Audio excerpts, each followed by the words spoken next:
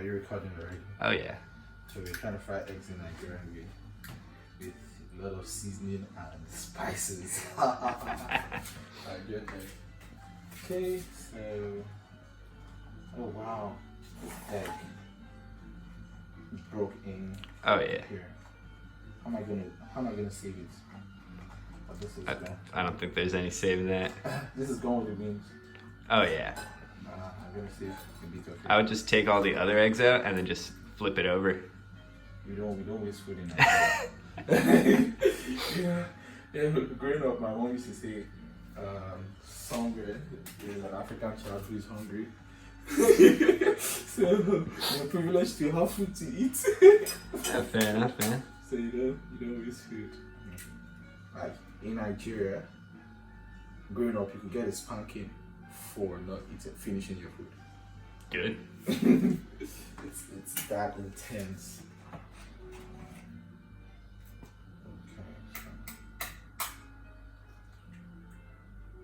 Boom. Boom. So, okay, let's just do this one. Oh, jeez. I missed it. Okay. So, time for the spices. Right? Alright. So,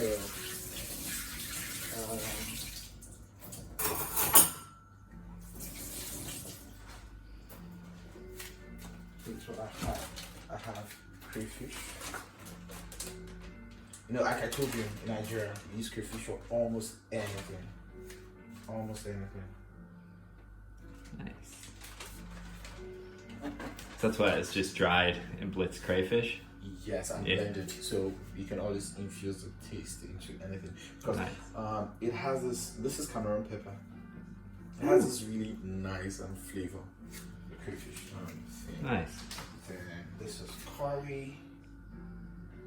And just a bit of curry. Then thyme, here's the thyme. Okay, a little bit of thyme. Some people use rosemary, but I don't like rosemary. No? I don't like rosemary. I love rosemary, but just little bits, very strong. Okay, so a pinch of salt. So here, a magic formula: ginger, onion, and garlic. Ginger, onion, and garlic. Oh, nice. So Onga. yeah, that's just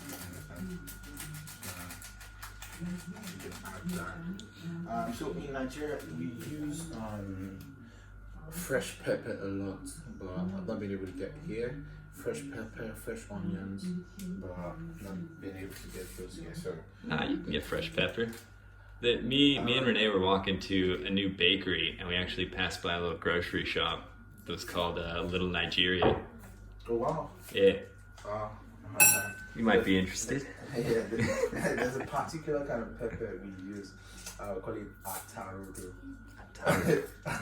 Atarodo. So it's super spicy and super tasty. Oh, nice. Is it like a dried pepper seed, or is it like a Small. capsicum? Yes, small. Okay. Small pepper seeds. So it's not like the sweet pepper, right? So Yeah, this one is these ones and sweet pepper. Yeah. Okay, by the way, you will have a Corona to corroborate this. Okay, so make use of this. I don't get this guy had onion. So depending, you can like use different vegetables.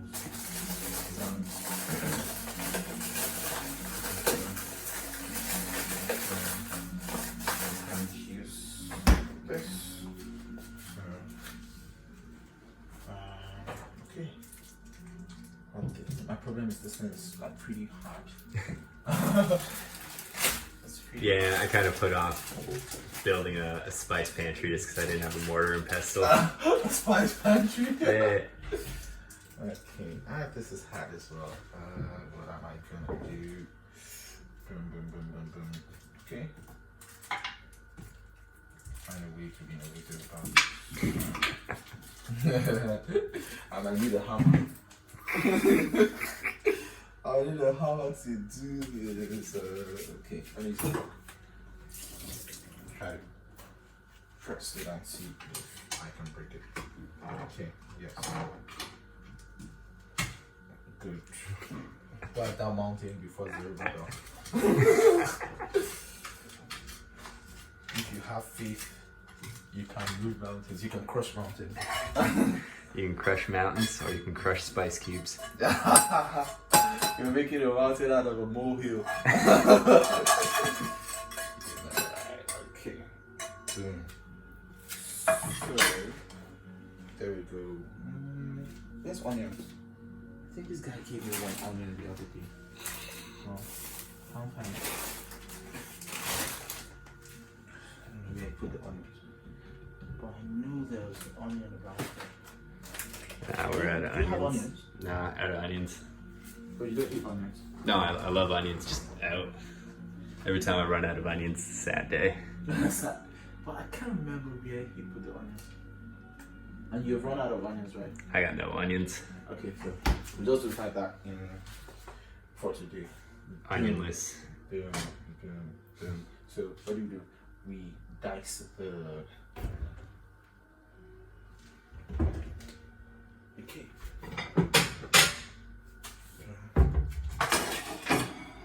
So that's enough.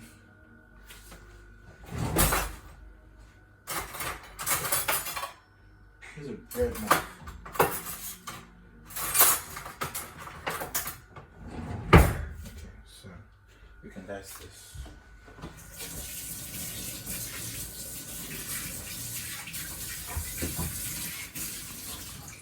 So usually what we do in Nigeria is to fry it with vegetable oil. Okay. But I don't think I have vegetable oil here.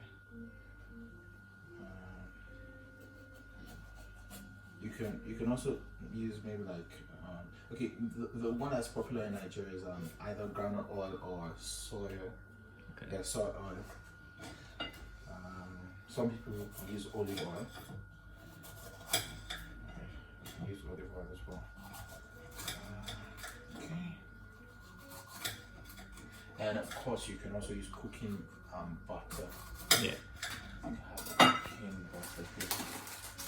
I don't have olive. Okay, that's olive oil. So we'll just mix olive oil and cooking butter for frying. I've never seen butter come in one of these. You've never seen butter like that, right? It's very popular in Nigeria. Oh, it's got pineapple flavor. Looks interesting, right? Yeah. That's cool.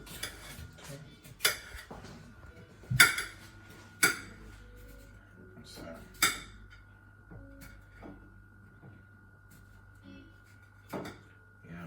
there's a saying that's popular in Nigeria: when the best is not available, the available becomes the best.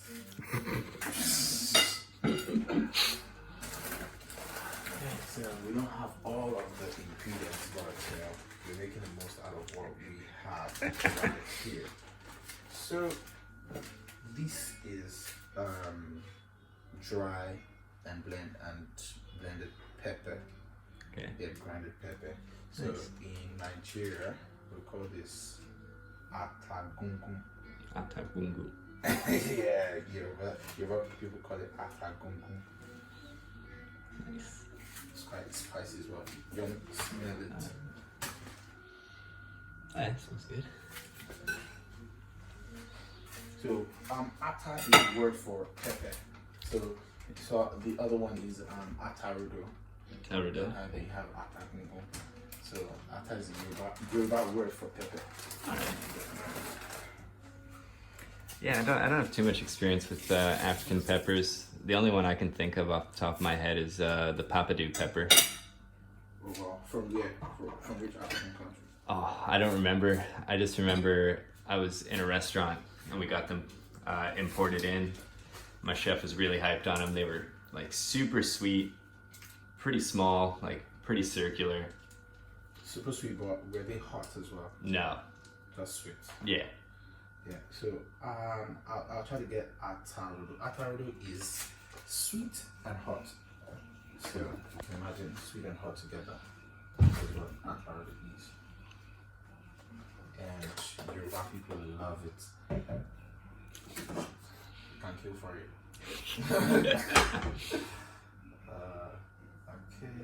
Okay. Yeah.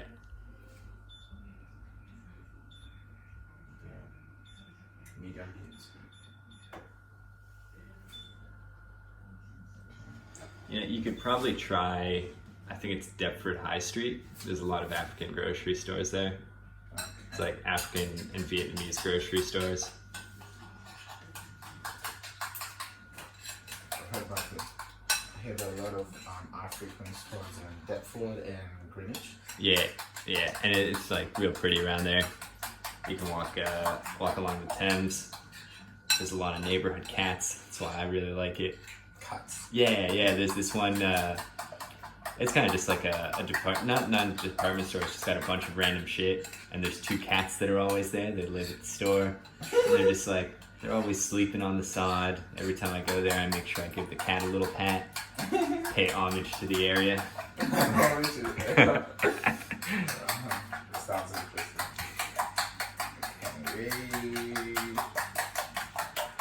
Yeah, it's got a nice color.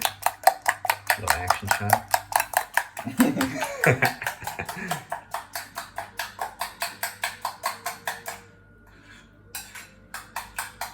So I have to taste it to know if that has enough salt and the pepper. So it's the pepper. So I'm just gonna add it like this. Nice. Oh, you're gonna so quickly run out of that. I can't quickly run out of that. I got stocked up from Nigeria, man. I came prepared. I'm like, I'm a Boy Scout. You know the motto of the Boy Scouts, right? Oh yeah. Be prepared. And I was prepared. In Nigeria, we say "bust my brain." When somebody does something that is like super amazing, you say, "Wow, bust my brain." You don't bust my brain. Have you ever heard like African pigeons? So we have like creoles of English. So like almost every African country has the pidgin English. So it's more like another dialect, like another language. So it's like a mixture of English and a blend of like the traditional languages in Okay. those areas. So for example, if a Nigerian wants to tell you no problem or no qualms, right? Yeah. They say no wahala. Oh, nice. They say no wahala. So it's a very, very popular, one of the most popular Nigerian pidgin words, wahala. So if you say wahala, wahala means trouble. Trouble, problems, difficulties, challenges. That's wahala. Yeah, but no wahala. Yeah, no wahala. So if you want to say no problem, that is no wahala. Hakuna Matata. Means no worries. Good. So that's Nigeria's Hakuna Matata. Wow, why is this not coming up hot? I think I'll need to increase. You just gotta hold it for a little bit. Yeah, it doesn't really matter how hard you push on it. You just gotta hold it till it beeps. The beeps. Yeah, threw me off at first because I didn't know there was like a general power on. It's a weird oven. Good. So the color is changing because we have so much Cameroon pepper. So you wonder why do Nigerians love Cameroon pepper? Nigeria actually shares a boundary with Cameroon towards the southeast. Okay. The southeastern part of Nigeria. We share a boundary with Cameroon. So geographically, Nigeria shares boundary with to the southeast Cameroon, to the northeast we share a boundary with Chad, and that's Chad Republic, CHAD. It's a francophone country. Okay. To the north, Nigeria shares a boundary with Niger Republic, and to the west, Nigeria shares a boundary with Benin Republic. But Okay. Benin is also a French-speaking country. So Benin is spelled as Benin. And I. Okay. I was thinking it was similar to like Beniseed. Yeah. How's that spelled? Benne. Oh no. So that's a grain that was brought. I think it was brought from Africa to like Charleston in America, and it's recently kind of been revived by chefs. Oh wow. I'm not sure. Well, people say civilization started from Africa. Yeah. Cradle.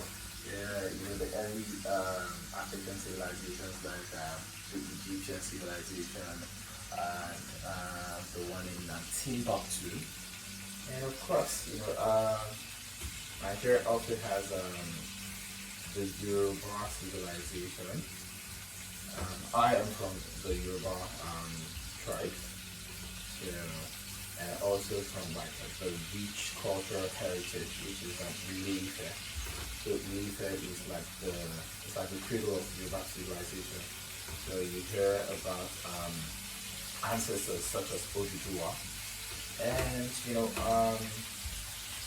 we also have the Benin Empire. The what empire? Yes, they had the early civilizations like had their empires. But when the British came into Africa and Nigeria, I think they sort of appreciated the African arts, and then they stole some of it. You see the British Museum, Oh yeah, it's full. yeah. So, African art was full of like bronze art. And I think the artifacts now. It's pretty interesting how people in those less technologically advanced ages were able to build crafts out of bronze. Yeah. Yeah, so like the art is like super appreciated today. We're watching Renee Gracie, Alright. my favorite Australian in the world. Every other Australian is behind you in ranking. Dude. What are you making? What's it called? This is Nigerian egg sauce. Ah, Yep. Looks interesting, right? So to give you a quick recap, we have 5 eggs, So let's a lot add of one. spices. oh yeah. Let's add one for Rain. Add one for Renee, one for good luck. Whoa. Dude. So there we go. Did you ever see that guy? It's this guy right here. It's like cooking margarine, but Oh. it has pineapple flavor. Oh, never seen that. That's cool. Super cool. Anything from Nigeria is actually cool. You should visit Nigeria. I am sensing a bit of bias, but we'll let that go. I'm not biased. I'll give you scientifically proven facts. Just a bit about Nigeria. Do you know Nigeria is actually the most populous black country in the world? Oh, Yeah. didn't know that. Yeah, we have an estimated population of 200 million people. So, in terms of like the world population figures, right? Number 1 is China, right? Alright, yeah. Yeah. Number 2 is India.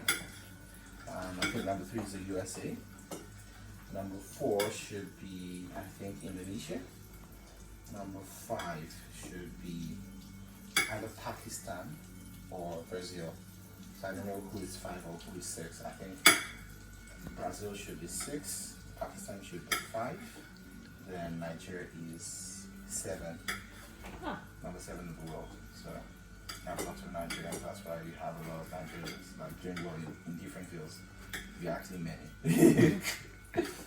Like jacks of the world. So in Nigeria we have 3 major tribes. That is Yoruba, Igbo, and Hausa. Those are the 3 major tribes, the 3 major languages. So if you meet somebody from Nigeria, do not expect that they speak Nigerian. Nigeria has like 250 different local languages. Oh, okay. So you can see we're diverse, but we're also united. That's fun. So you can toss in tomatoes.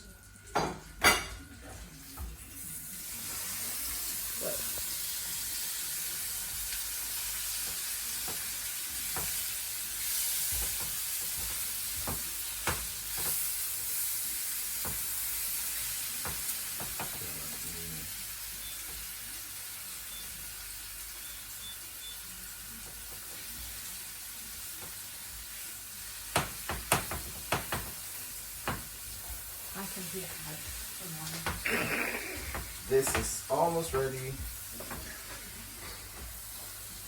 Boom.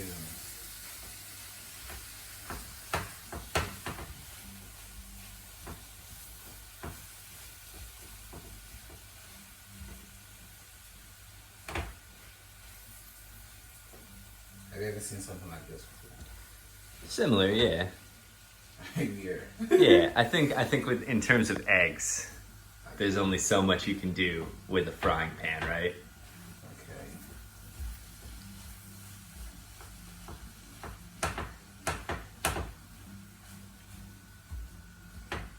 What's your favorite way to have eggs? I don't have a favorite way. Oh no. I usually do not have favorites. So for me, food is Oh, you're like my Renee. mood. So my food, food and mood. You know? Food mood. Yeah, they go together. You know. Moody foodie. Moody food. Yeah. That's The award-winning Moody foodie. Yeah, the award-winning moody food. I should add that to my bio. The award-winning moody foodie. Man, that should be on my Instagram.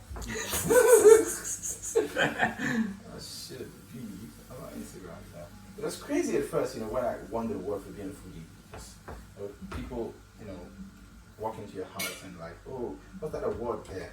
And they're like, class foodie. Like, jeez. Of all awards to win, class foodie. Are you kidding me? I just to say bust my brain. But actually, I can't bust a person's brain.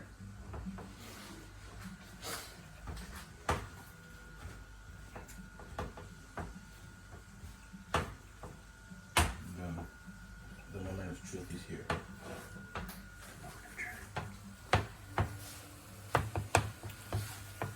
Now, we are good to go. This is ready. Then, I'm nervous. Boom. Boomba.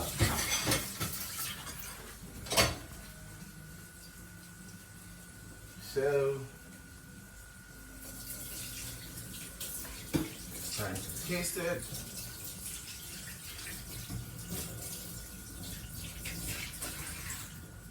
Yeah, there's actually a part of the Bible that says, "Oh, taste and see that the Lord is good." You've heard that scripture before, right? Nah, I haven't read the Bible. Wow. I tried to read it once when I was a kid, but it's such a historic document. There's just so many names that it just kind of flew over my head. You started from the Old Testament, Oh yeah, from the beginning. yeah. More like reading literature. It's funny because now I'm reading the Iliad, and there's just so many names. Yeah, but the interesting thing about these things, it's easier to get read stuff when you're younger. when you become an adult, you know, it's difficult, you know. I think it depends Because on. you have a lot of things you're thinking about. You're trying to make money. Yeah, I think it depends on what you're reading, kind of what your goals are for reading. Okay. I think when you're young, you just absorb stuff like a sponge, but then when you're an adult, you get to be more particular about what you're absorbing. Exactly. And then, you know, you have to pay bills. Yeah, yeah. But I mean, as a kid, like I recently read a book by this guy William Faulkner, and there's not a chance I would have been able to understand it as a kid, because it was about he wrote the book as an idea of how like idiocy can be a barrier to pain and suffering. Wow. So it's about it's loosely based on this one guy named Benji, who's his mental capacities kind of stopped at age 3 or 4, and he's this 33-year-old man, and he can't perceive time. So the entire first part of the book is from his perspective, and it's completely shattered in terms of a timeline. It's not chronological. It just will randomly hop. It'll be like the scent of a tree will remind him of something 10 years ago, and it'll change. And there's very little indication that it's changed. It could be in the same paragraph, mid-sentence. You're 10 years in the past now, and now you're 5 years in the future. That's a crazy thing with fiction, you know. Fiction just cooks something up for you, and then I think growing up I kind of hated fiction. I loved more of historical literature, geographical literature. I always wanted to relate to the real world. Yeah. You get to that. Really wanted to know about, you know, different places in the world. You know, growing up I always wanted to travel the world, see the world. You get it. So that's why like some of my like early heroes were explorers, the likes of Christopher Columbus. You get it. So this guy is actually in those, you know, early ages, despite the challenges, right, you know, made a strong effort to see the world. You get it. So basically I always want to be able to relate with things, you know. Yeah. But I think that's the beautiful thing about fiction to me, is that it has to derive from reality. Yeah, interesting. But you know, for me, it was always like, why it's actually annoying that some guy would sit down in some corner of the world and force his imagination down my throat. I just felt like, man. Yeah, I mean, thanks, sir. So here is a moment of truth. Let's do Mac fork here. Let's do this. Let's do this. The moment of truth is here. Truth. Oh yeah. Fuck up.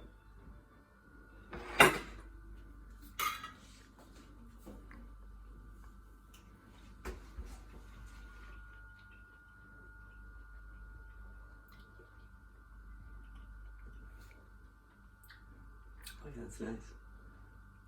It's like a nice spice level. It's like warm.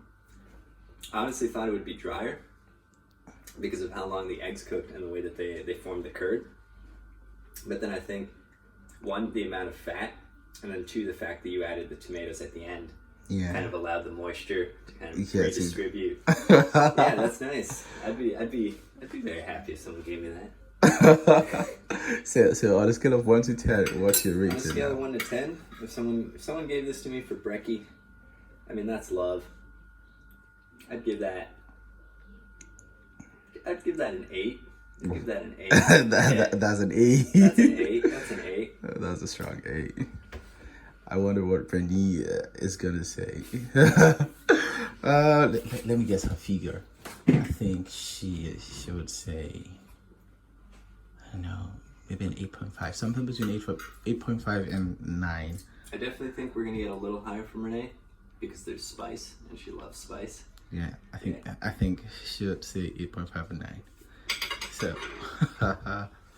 She's gonna say the brightest shit though. I'll go grab her. okay.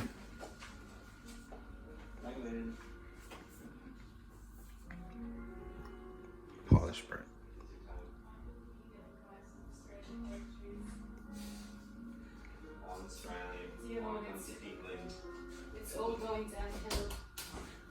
downhill. Rainier. Yes. So here you go. Get away too. What is it? What's inside? We have eggs, we have pepper, we have tomatoes, and crayfish. And what? Crayfish. Huh. Pretty good.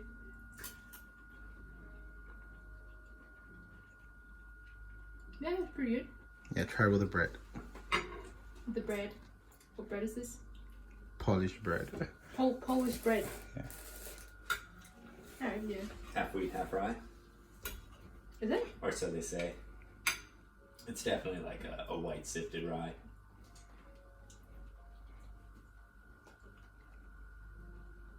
Yeah, it's pretty good. What do you think about the bread? The bread? I mean, the bread is not that great. We said so. We said so. We said so. Yeah, they say half wheat, half rye, but it's bread. Natural sourdough, but you know it's powdered sourdough. Oh, it's powdered egg. Powdered egg, sifted rye. Okay, so what figure are we getting Half from? wheat, half rye. Wheat flour 45%, rye flour 11%. My memory that is not. Rice sourdough 9%. With fresh cheese? With fresh cheese. So what's your rating? Yeah, give it a 9. I said so. Yeah. I guessed it. Yeah. I guessed right. I like tomato egg. Yeah, tomato and egg's great combo. What was it the spice that brought it to the 9? Yes. Yeah, I love chili. Spice and tomato and egg is like classic combo. Fantastic. Yeah. Yeah. I'm just skeptical about the bread. Skeptical about the rest of it. Let me do my own Rice tasting and my own sourdough. rating. So let's do this. That's a very stiff. That's a very stiff sourdough. 67% water. No, 67% rye flour. Oh yeah, that's stiff boy.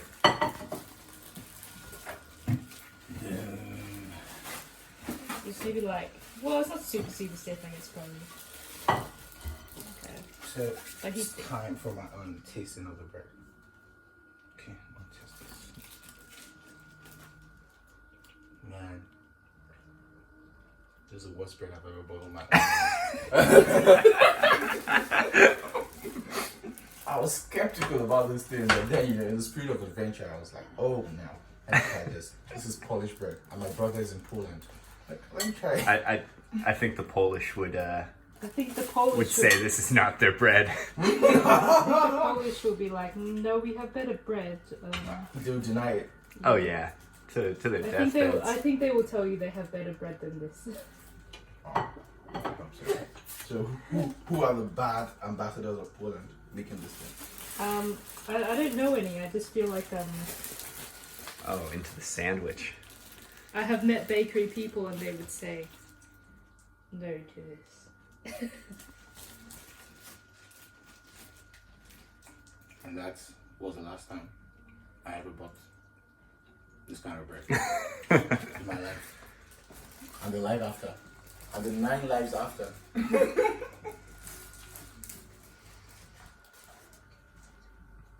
But the 11th life, you're going back. But the egg is still in the day. So in Nigeria we eat, the egg sauce with bread, we can eat it with noodles, we can also eat it with yam. The fufu? No, not the fufu one, No. the boiled yam. Okay. Okay. And you can also eat it with potatoes. Oh, yeah. Yeah. Have you ever seen Cantonese tomato egg? It's like tomatoes stir fried in the wok with a bit of sugar and salt and ketchup. Wow, interesting. Yeah, and then like scrambled egg. So when are you gonna make it? I don't have any ketchup, and I leave in a bit, so probably. I'm Tesco's just down the road. Haven't made tomato egg in a long time, but you can also have it on noodles as well. Wow, interesting. So it seems like there's a lot of similarity between, African and Asian food. Yeah, there is surprisingly. Yeah. Even though we're in two different continents. Yeah. We are relatively similar Yeah, there's a lot of interesting combos where I'm like, oh yeah. in terms of our taste buds.